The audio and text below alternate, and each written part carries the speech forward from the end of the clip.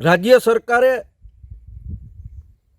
ખેડૂતો માટે જે રાહતનું પેકેજ જાહેર કર્યું છે એ ક્યાંક ને ક્યાંક ખેડૂતોની ક્રૂર મજાક કરવામાં આવી રહી છે।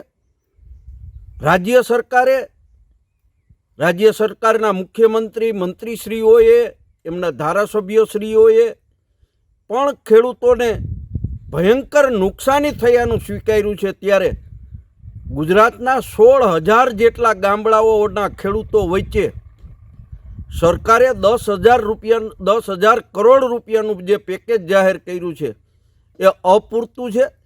એક ખેડૂતના ભાગમાં હેક્ટરે એટલે કે 6.25 વીઘાએ 22,000 રૂપિયાની ફક્ત જાહેરાત કરી છે। ગણતરી કરીએ તો વીઘે 3500 રૂપિયાની જાહેરાત છે। 3500 રૂપિયા તો મગફળી વાવવાના બિયારણનો ખર્ચો થાય છે।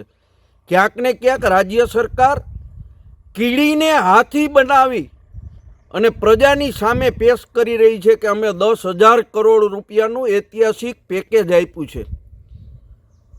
ખરેખર તો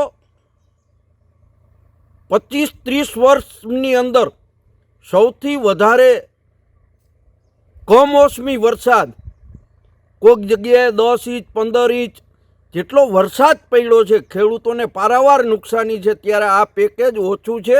સરકારે સંપૂર્ણપણે ખેડૂતોના દેવા નાબૂદ કરવા જોઈએ અને જ્યાં સુધી નાબૂદ નહીં કરે ત્યાં સુધી ખેડૂત અને અમે સૌ ખેડૂતો માટે લડતા રહેશું।